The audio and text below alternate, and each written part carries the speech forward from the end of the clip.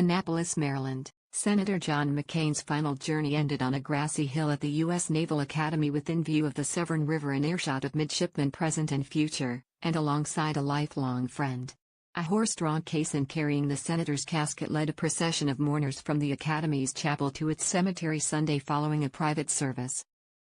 The senator's widow, Cindy, and his children were among those who walked behind the caisson.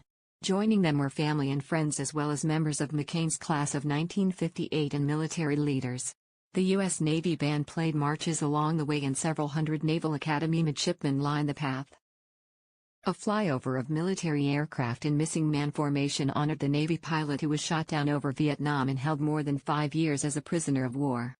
After the American flag was removed from the casket, a grieving Cindy McCain pressed her cheek to its surface and McCain's sons Jimmy and Jack shared a hug.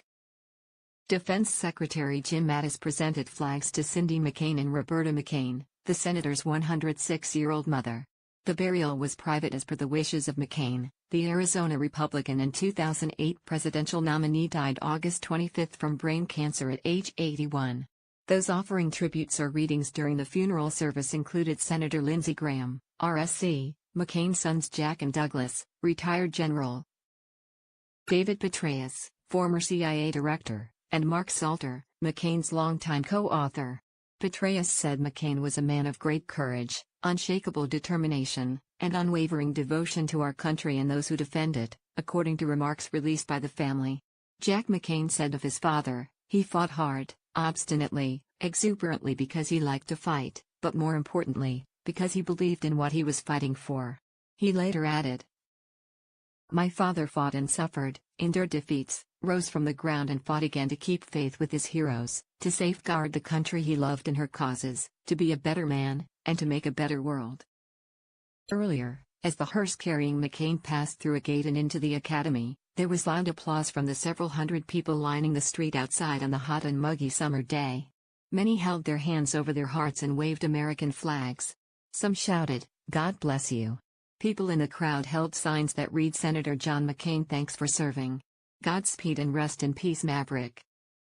For his final resting place, McCain picked the historic site overlooking the Severn River, not Arlington National Cemetery, where his father and grandfather, both admirals, were buried.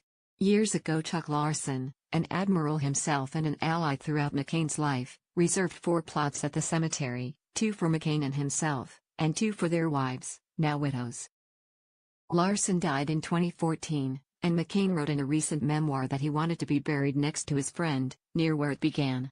Among the pallbearers on a list provided by McCain's office were Frank Gamboa, his Academy roommate, Mattis, and 2 men who were pals with McCain in Vietnam, John Fair, and Everett Alvarez Jr.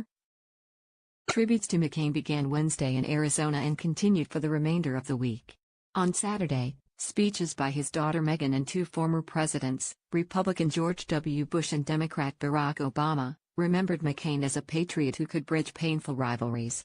While their remarks made clear their admiration for him, they also represented a repudiation of President Donald Trump's brand of tough-talking, divisive politics.